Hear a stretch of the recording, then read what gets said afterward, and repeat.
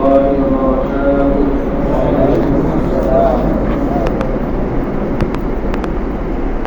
بسم الله الرحمن الرحيم. الحمد لله رب العالمين، والعاقبة للمتقين، والصلاة والسلام على سيد الأنبياء والمرسلين وعلى آله وأصحابه أجمعين. أما بعد فأعوذ بالله من الشيطان الرجيم.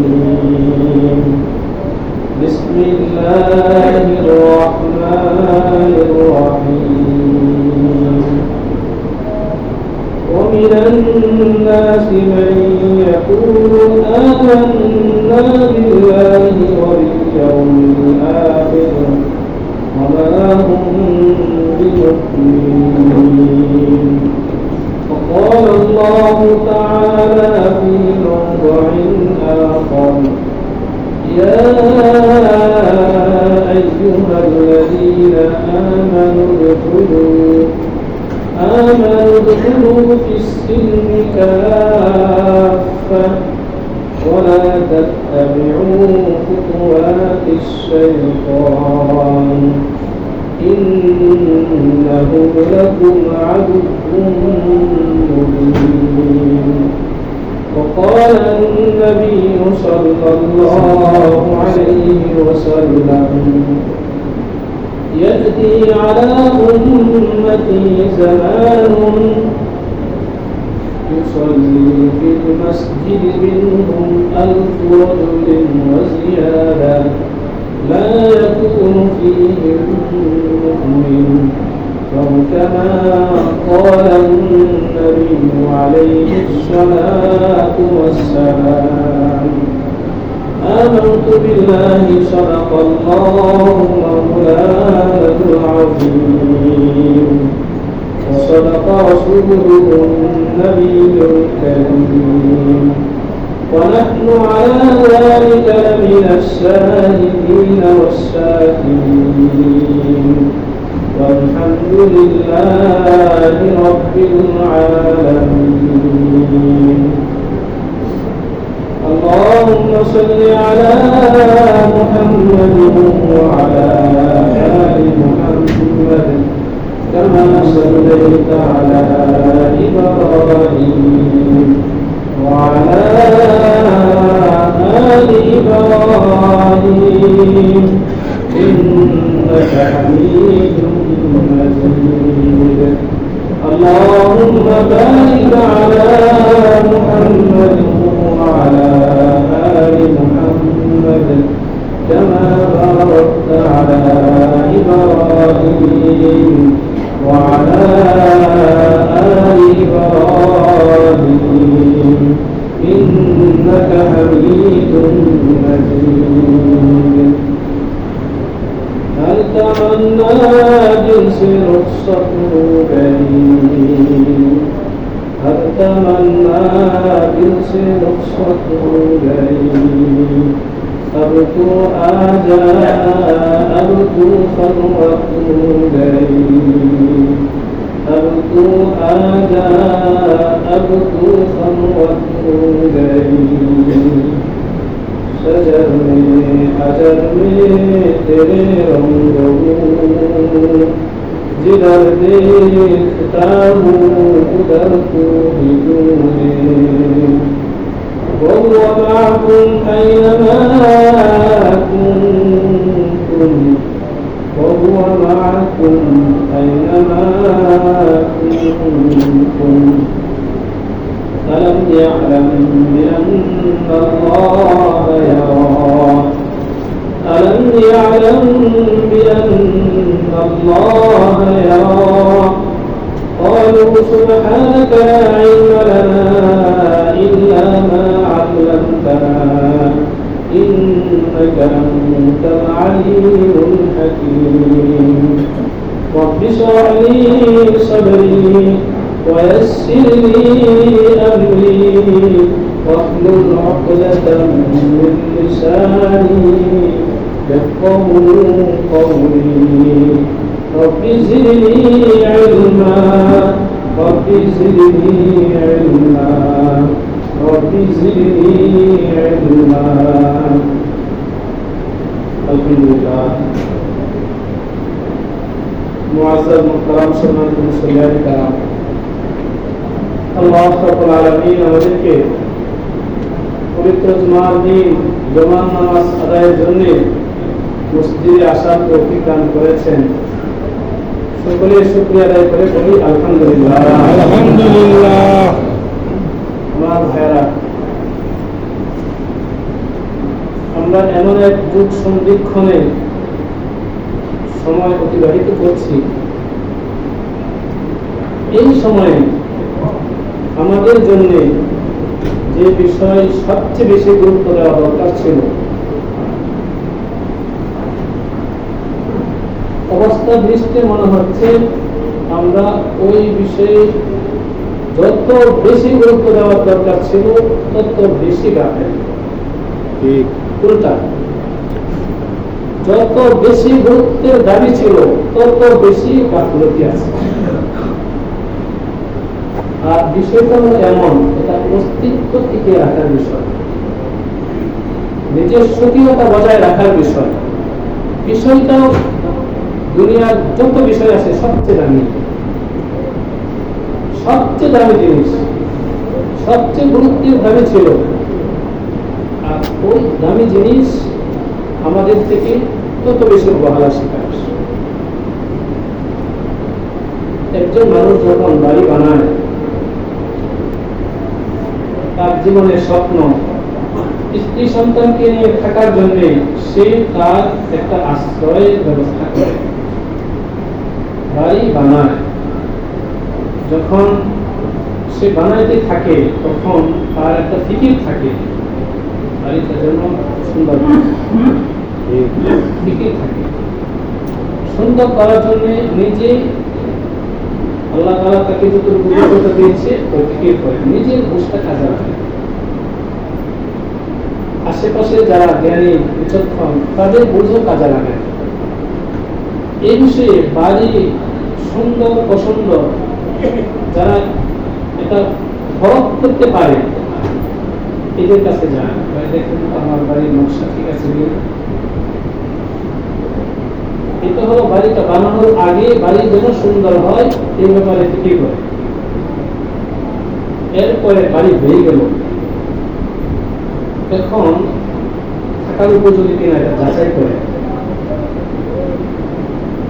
থাকার উপযোগী কিনা যাচাই করে,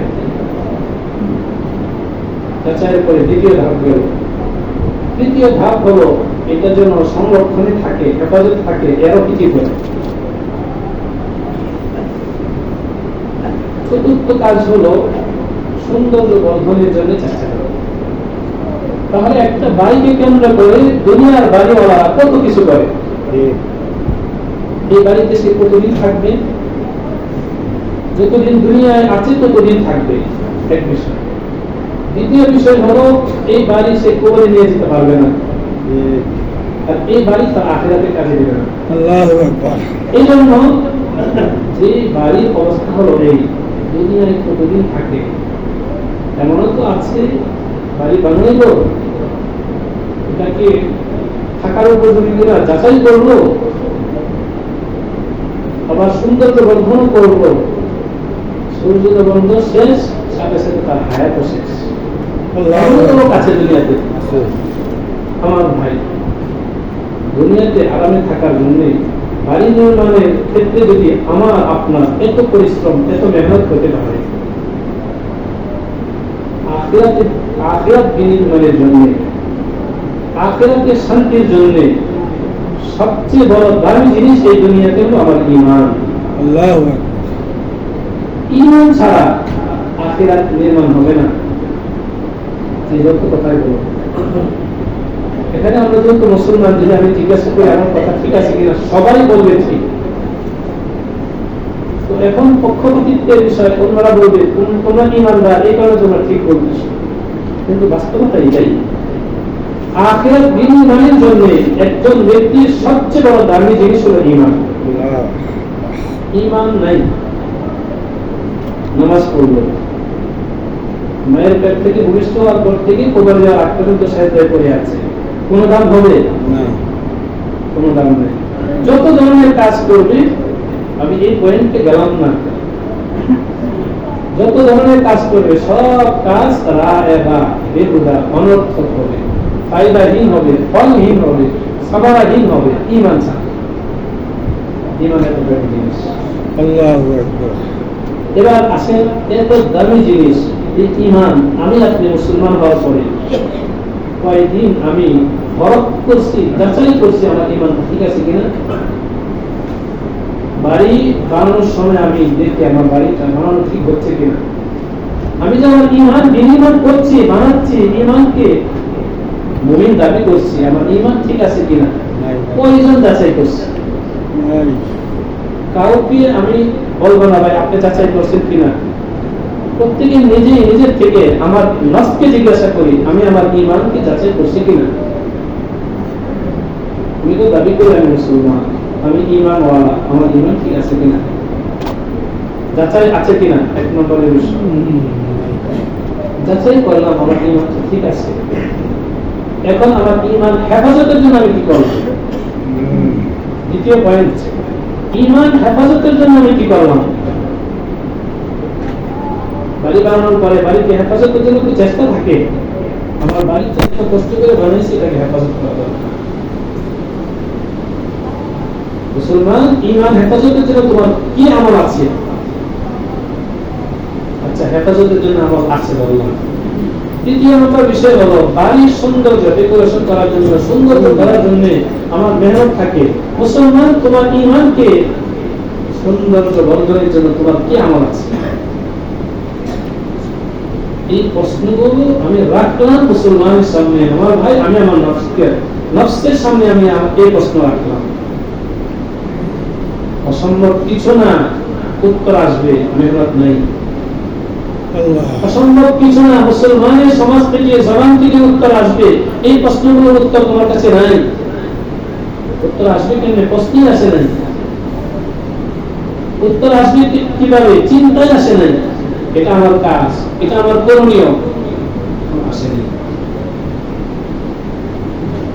যদি না আসে উত্তর, যদি না আসে আমার ভয়া, লম্বা আলোচনার দরকার নাই। একটা পয়েন্টে আমরা আসি, আমরা আমাদের ঈমানকে নিয়ে সিরিয়াস হই। তবে ইনশাআল্লাহ ভাই, ইনশাআল্লাহ ঈমানের ব্যাপারে সিরিয়াস হই।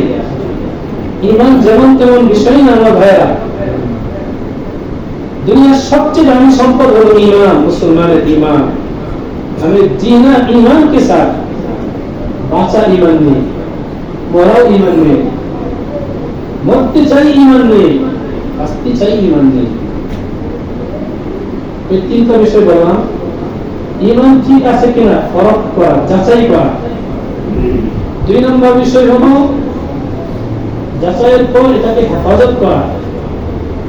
তৃতীয় নম্বর বিষয় হলো এটাকে সৌন্দর্য বর্ধনের জন্য চেষ্টা করা।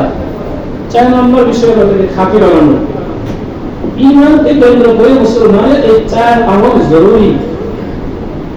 সব মুসলমান করবে, শুধু নিজের জন্য না, নিজের জন্য, নিজের আওলাদ ফরজনের জন্য, নিজের সমাজের জন্য, ভাই বোনদের জন্য, আপনজনদের জন্য ঈমানকে কেন্দ্র করে এই পাঁচ আমল করতে হবে মুসলমানের।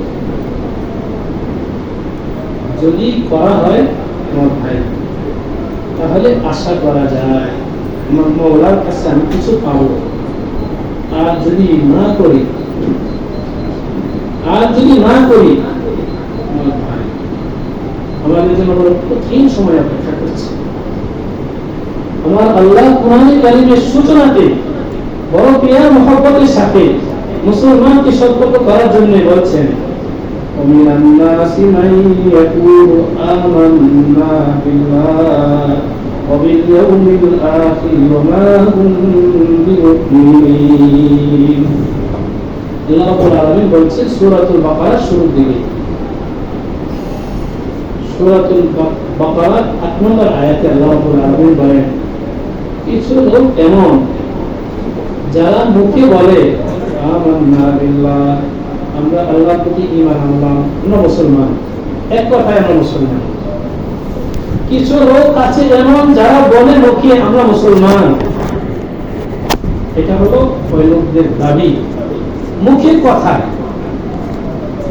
আল্লাহ বলেন ওমা হুম বিমুমিনিন, অথচ তারা মোটেও মুমিন নয়। কিছু লোক বলে মুখে আমরা মুসলমান, অথচ আল্লাহ বলতেছেন তারা মোটেও মুমিন নয়। আমার ভাইরা, প্রশ্ন হলো লোকদের কথা ঠিক নাকি আল্লাহ রাব্বুল আলামিনের কথা ঠিক? আল্লাহর কথা ঠিক। আল্লাহর কথা ঠিক 100% ঠিক।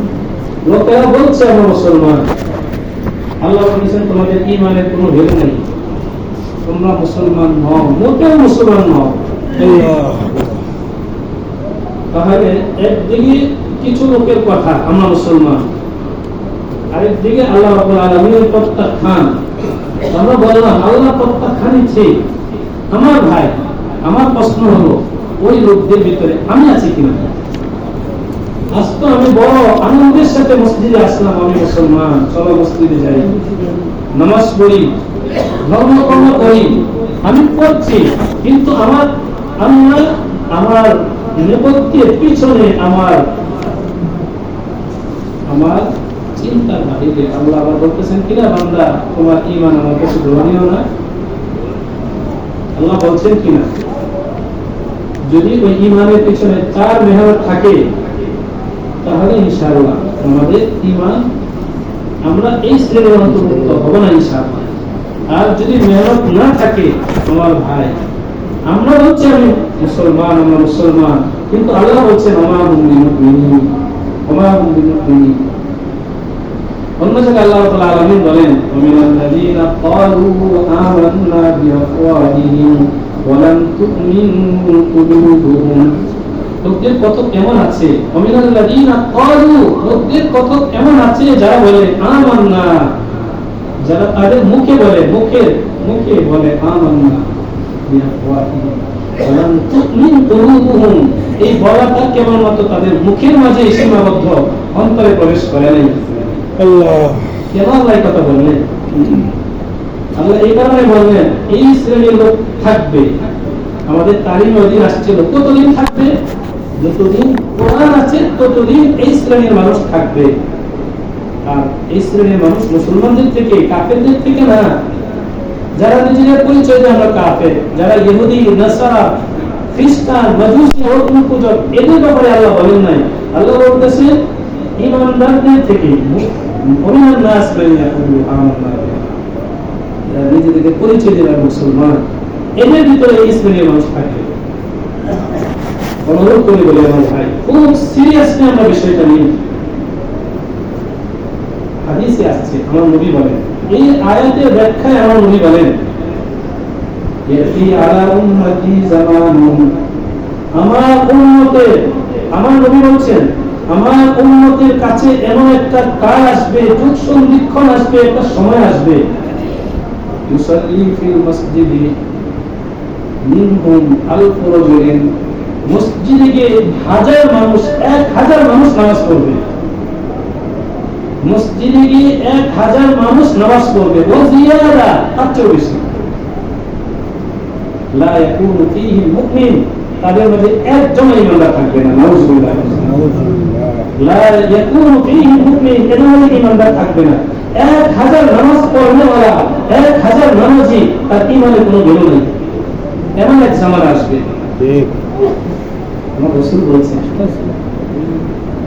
1000 মানুষ, তার চেয়ে বেশি মানুষ নামাজ পড়বে কিন্তু এদের ঈমান নাই। তাহলে কি আমরা বলতে পারি না আল্লাহ যেটা বলছেন ঠিক ঈমান নাই? আমার ভাইয়া, এই যখন কোরআন, এই যখন হাদিস, আর আমাদের অবস্থা আমরা কি করি? কোরআন যেটা বলছে, এখন কথা হলো আমাদের মাঝে আছে কিনা? আমি দাবি করছি আমি মুসলমান, অথচ আমার ঈমানের ভ্যালু আছে কিনা? তোমার আলামত আছে, তারা মুখে দাবি করে অথচ তাদের ঈমান নাই। আলামত আছে, আলামত বলছে, নিদর্শন বলা হয়েছে। এই আলামতে যারা থাকবে এদের ঈমানের ভুল নেই। এই আলামতের দিকে গেলাম না, আমি পয়েন্ট শুধু বললাম। আমাদের ঈমান নিয়ে আমাদের ফিকির করা দরকার। সবচেয়ে গুরুত্বের বিষয় হলো ঈমান নিয়ে ফিকির করা। এই ব্যাপারে আমরা গাফলতিতে আছি, গাফলত থেকে উঠে ঈমানকে নিয়ে সিরিয়াসলি হওয়া। ঈমান যদি শুদ্ধ হয়, ঈমান যদি খাঁটি হয়, ঈমান যদি নির্ভেজাল হয়, আমার রাসূল বলেন আখলিস দীনাকা ইয়াকফিকাল আমালুল করিম। হে আমার উম্মাহ, আখলিস দীনাকা, এখানে দ্বীন দ্বারা ঈমান উদ্দেশ্য। তুমি তোমার ঈমানকে খাঁটি করো, ঈমানকে খাঁটি করো। কি হবে? ইয়াকফিকাল আমালুল করিম। তাহলে সারা দিন সারা রাত তোমার আমল করার দরকার নাই। আমার মাওলার কাছে নাজাত পাওয়ার জন্য অল্প আমলই যথেষ্ট। আল্লাহু আকবার। অল্প আমল করো, অনেক বেশি আমল করে না। অল্প আমল, ঈমান খাঁটি, অল্প আমল মুক্তি পেয়ে যায়। আর হলো অনেক আমল, বললাম ঈমান খাঁটি নাই, ঈমান আল্লাহর কাছে গ্রহণীয় নাই, তাহলে কি হবে আমল ভাই? আজকে ফজরের তালিমে আলোচনায় আসছিল, আজকে খাঁটি জিনিস মানুষ তালাশ করে, এর জন্য মেহনত করে, অনেক দূরে যায়। খাঁটি যদি অল্প পায় তাহলে সেই থেকে গ্রহণ করে। মাছ কিনতে গেল বাজারে, দিনের টাটকা লাফানো মাছ সে কিনবে, চাষের না, দিনের মাছ কিনবে। সারা বাজার তালাশ করার পরে ওই বাজারের এক কোণে দেখলো যে অল্প একটু মাছ আছে, দিনের তাজা লাফানো মাছ। কেনার আগ্রহ বেশি ছিল, কিন্তু পাইনি, অল্প পাইছে। সেটা কি সে কি করে? যত তাড়াতাড়ি নিতে পারে নিয়ে নিন, এটাই দরকার আমার, নিয়ে নিন। খাঁটির দাম আছে, আমার মাওলার কাছে খাঁটির দাম আছে। ঈমানকে খাঁটি করো আমার ভাই, সবার জন্য এই কথা। আলেম, ওলামা, ইমাম, ফকিহ, হাজী, গাজী, সাধারণ মানুষ, সবার জন্য। মুসলমান দাবি করেনওয়ালা এমন নারী পুরুষ সবার জন্য মেহনতের বিষয় হলো ঈমানের পিছনে মেহনত করো। এই জায়গায় মেহনত আজকে নাই, থাকলেও সামান্য সীমিত। আল্লাহ রাব্বুল আলামিন আমাদের সবাইকে তৌফিক দান করেন, আমিন। গত জুমায় রুমা থেকে ৭১১৭ বাহিরে দান বাক্স থেকে ৫৭৩ মোট ৭৬৯০ টাকা অর্জন হয়েছে। আলহামদুলিল্লাহ। যারা দান করেছেন আল্লাহ রাব্বুল আলামিন সকলের দানকে কবুল করেন, আমিন। মুক্ত হস্তে আখিরাতে আল্লাহ রাব্বুল আলামিনের কাছে পাওয়ার আশায় আখিরাতের ব্যাংকে আমার ভাইয়েরা আমাদের উপার্জিত হালাল সম্পদকে জমা করার চেষ্টা করবে, থাকবে এগুলো। মা যেন সন্তানের জন্য সযত্নে খাবার সংরক্ষিত করে রাখেন। আশ্চর্য লাগে, ছেলে আসবে ১ মাস পরে, মা খাবার জমা করে রাখছে ফ্রিজে, অনেক অল্প অল্প অনেক খাবার। ছেলে যখন আসবে পরম মমতা বলে, সুহাগ বলে মা তার সন্তানকে খাওয়াবেন। আমার ভাই, ওই মা যেমন সন্তানের জন্য জমা করে রাখেন, আমার মাওলা যে আমল জমা করে রাখেন এগুলো হলো এই চোখের পানি জমা করে রাখেন। আল্লাহর ভয়ে বান্দার বিসর্জন দেওয়া চোখের পানি আল্লাহ জমা করে রাখেন। আল্লাহ ইখলাসের সাথে, মহব্বতের সাথে দান সত্যগুলো আল্লাহ রাব্বুল আলামিন জমা করে রাখবেন। সুতরাং সবাই মুক্ত হস্তে আল্লাহর ঘর, মসজিদে, মাদ্রাসায় দান করার চেষ্টা করবে। ১ নম্বরের বিষয় হলো ঈমান নিয়ে মুসলমান মেহনত করবে, নিজেদের গাফলতি বুঝবে, গাফলতি থেকে ওঠার জন্য মেহনত করবে। মেহনতের পয়েন্ট ৪টা বলা হলো। ১ নম্বর পয়েন্ট হলো ঈমান ঠিক আছে কিনা যাচাই করবে। যদি ঠিক থাকে তাহলে এটাকে সংরক্ষণের জন্য চেষ্টা করবে। সংরক্ষণ যদি হয়ে যায় তাহলে এটাকে নির্ভেজাল বানানোর জন্য চেষ্টা করবে। যখন নির্ভেজাল হয়ে যাবে এটাকে সৌন্দর্য বর্ধনের জন্য চেষ্টা করবে। ভাই ইনশাআল্লাহ ৪ পয়েন্ট আমরা লিখে রাখি। যদি নাজাত আমরা পেতে চাই, আল্লাহর কাছে পুরস্কার পেতে চাই, তাহলে কমপক্ষে এই ৪ পয়েন্টে মুসলমান ঈমানের পিছনে মেহনত করবে। নতুবা ঈমান আল্লাহর কাছে পৌঁছবে না।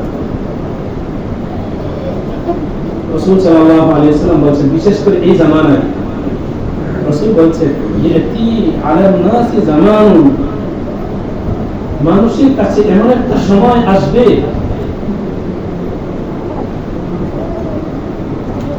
الصابر فيهم على دينه كالقابض على الجمرة,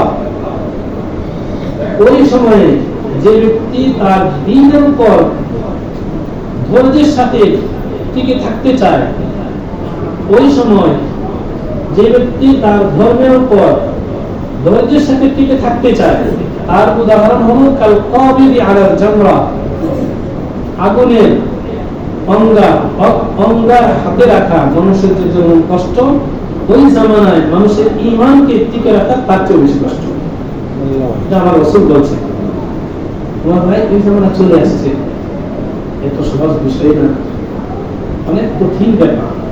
আগুনকে হাতে রাখা যেমন কঠিন, এই জামানার ঈমানকে ধরে রাখা তার চেয়ে বেশি কঠিন। যখন এত কঠিন, তাহলে আবার আমাদের গাফলতি, যেখানে সময়টাই আমার ঈমানকে ধরে রাখা কঠিন, এই সময়ে আমাদের গাফলতি অবহেলা, তাহলে আমাদেরকে ঈমানের লাইনে কতটুকু ধরে নিয়ে যাচ্ছে। সুতরাং সবাই চেষ্টা করবেন ইনশাআল্লাহ ভাই, ইনশাআল্লাহ এটা ফরিজা, দায়িত্ব। আম্বিয়ায়ে কেরাম আলাইহিস সালাতু ওয়াস সালাম, নবী, তাদের ঈমানের ব্যাপারে কোনো খতরা নাই। নবীদের ঈমান স্বয়ং আল্লাহ হেফাজতের দায়িত্ব নিয়েছে। নবীদের ঈমানের ব্যাপারে কোনো ভয় নাই, শঙ্কা নাই। যারা নবী নবুয়ত পেয়েছেন, এদের ঈমান সংরক্ষিত মিন জানিবিল্লাহ, আল্লাহর পক্ষ থেকে। এরপরে হযরত ইব্রাহিম আলাইহিস নবিয়িনা ওয়াস সালাতু ওয়াস সালাম, হযরত ইয়াকুব আলাইহিস নবিয়িনা ওয়াস সালাতু ওয়াস সালাম, নিজেদের ঈমানের ব্যাপারে এবং নিজেদের সন্তানের ঈমানের ব্যাপারে কেমন বেচারিন ছিলেন, অস্থির ছিলেন, স্বয়ং কোরআন তার সাক্ষী। কোরআনে কারীমে সূরাতুল বাকারাতে আসছে 131 নম্বর আয়াতে আল্লাহ রাব্বুল আলামিন বলেন, ওয়াসা বিহা ইব্রাহিম বানিহি ওয়া ইয়াকুব ইয়া বানিয়া ইন্নাল্লাহা আস্তাফা লাকুমুদ-দীন ফালা তামুতুন্না ইল্লা ওয়া আনতুম মুসলিমুন।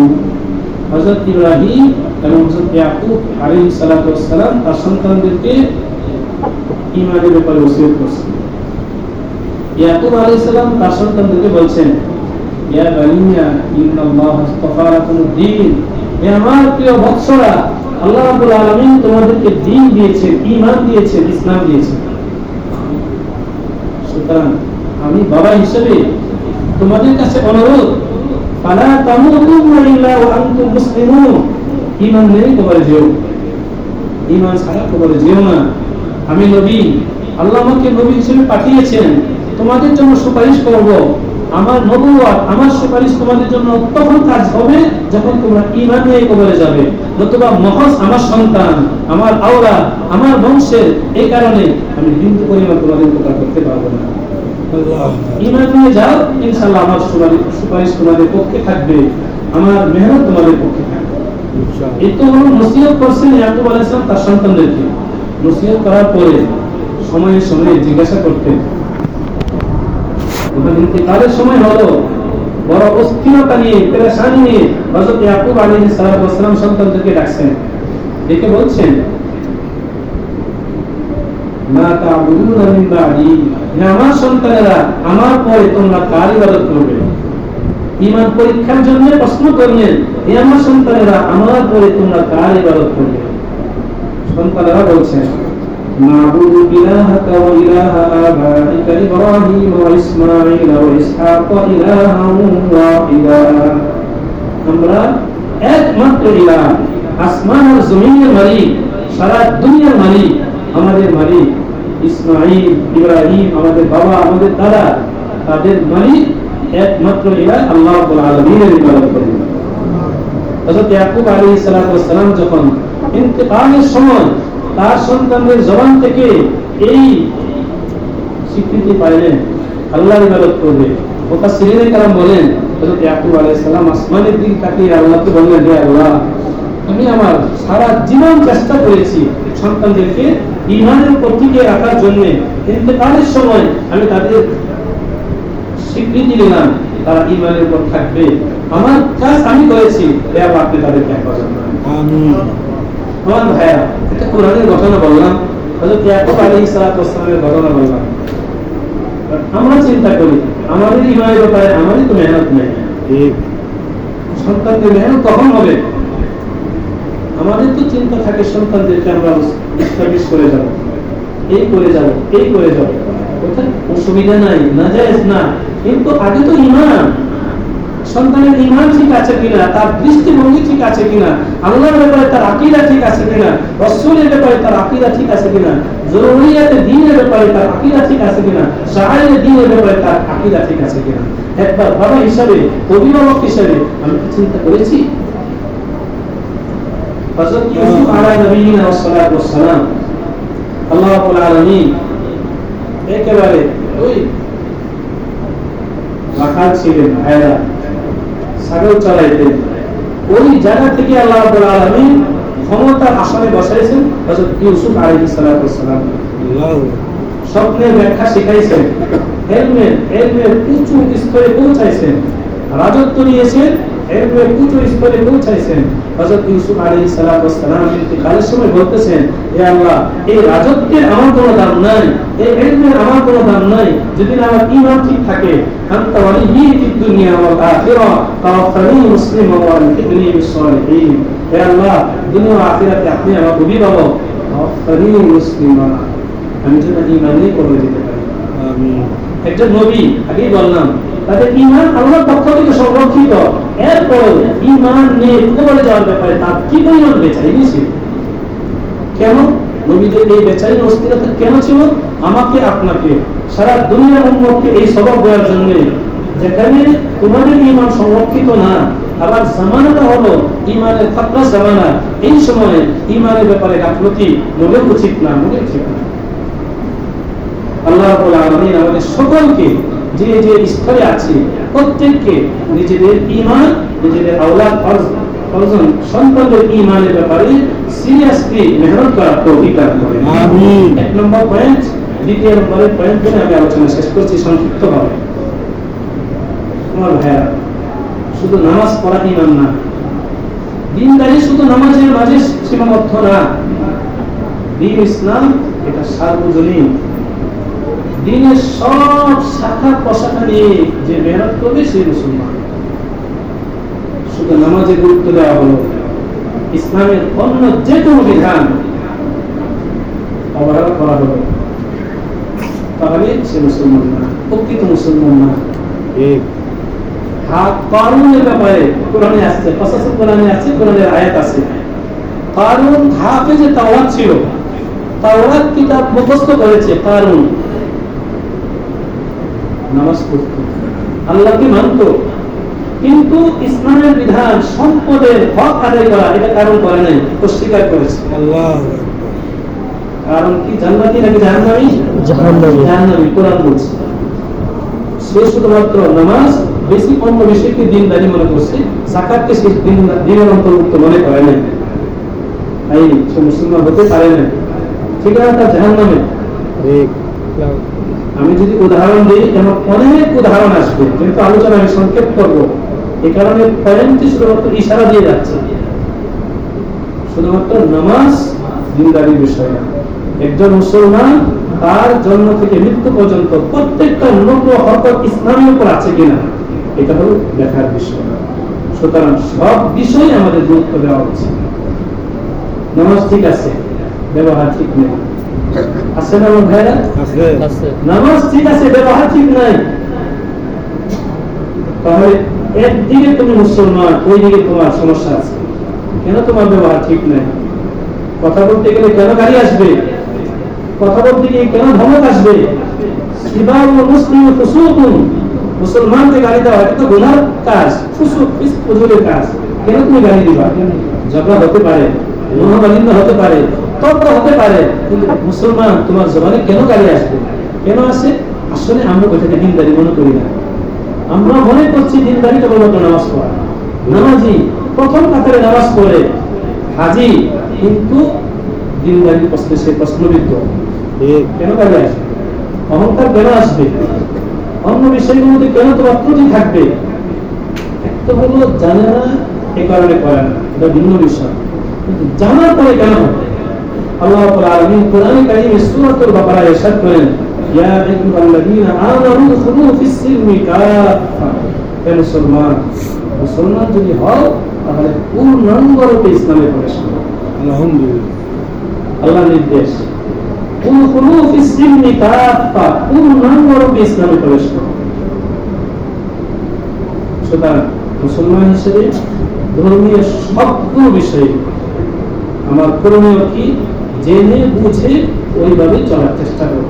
করবেন ইনশাআল্লাহ ভাই? ইনশাআল্লাহ। এই জন্য রাসূল সাল্লাল্লাহু আলাইহি ওয়াসাল্লাম দোয়া করতেন যেন ঈমান শুদ্ধ থাকে, খাঁটি থাকে, নির্ভেজাল থাকে, ঈমান যেন মুজাইয়িন হয়। রাসূল সাল্লাল্লাহু আলাইহি ওয়াসাল্লাম দোয়া করতেন। কোরআনে আল্লাহ রাব্বুল আলামিন দোয়া শিখাইছেন, আল্লাহুম্মা হাব্বিব ইলাইনাল ঈমান ওয়া যায়্যিনহু ফি কুলুবিনা وكره إلينا الكفر والفسوق والعصيان واجعلنا من الراشدين। দোয়া স্বয়ং আল্লাহ শিখাইছেন, আমরা এই দোয়া অতি গুরুত্ব দিব। সূরাতুল হুজুরাতের 9 নম্বর আয়াতে এই দোয়া আছে, আল্লাহুম্মা হাব্বিব ইলাইনাল ঈমান ওয়া যায়্যিনহু ফি কুলুবিনা ওয়া কাররিহ ইলাইনাল কুফরা ওয়াল ফুসুকা ওয়াল ইসয়ান ওয়াজআলনা মিনার রাশিদিন। এক নম্বর দোয়া হাদিসে রাসূল সাল্লাল্লাহু আলাইহি ওয়াসাল্লাম দোয়া করেছেন আছে, আল্লাহুম্মা সাব্বিত কলবি আলা দীনিক ইয়া মুকাল্লিবাল কুলুব সাব্বিত কলবি আলা দীনিক ইয়া মুকাল্লিবাল কুলুব সাব্বিত কলবি আলা দীনিক। অন্য ক্লাসে রাসূল বলেন, আল্লাহুম্মা আ'তিনি ঈমানান সাদিকা, আল্লাহুম্মা আ'তিনি ঈমানান সাদিকা। এই দোয়াগুলো ইহতিমাম করব। আর যে পয়েন্টগুলো বলা হলো ঈমানকে সংরক্ষণের জন্য, ঈমানের ব্যাপারে ওই পয়েন্টগুলো লিখে রাখার চেষ্টা করব এবং পয়েন্ট ওয়ারি মেহনত করার চেষ্টা করব। এক নম্বরের পয়েন্ট হলো ঈমান ঠিক আছে কিনা দেখো। দ্বিতীয় নম্বর পয়েন্ট হলো ঈমান হেফাজত করব। তৃতীয় নম্বরের পয়েন্ট হলো ঈমানকে খাঁটি বানাবো। চতুর্থ নম্বর হলো ঈমানকে সুন্দর থেকে সৌন্দর্যতম বানানোর জন্য চেষ্টা করব। আল্লাহ রাব্বুল আলামিন আমাদের সকলকে ঈমানে লাইনে মেহনত করার তৌফিক দান করেন। আমিন। আমিন ওয়া আখিরু দাওয়ানা আলহামদুলিল্লাহি রাব্বিল আলামিন। সুন্নতের আগে আমাদের মসজিদে এবং মসজিদে কিছু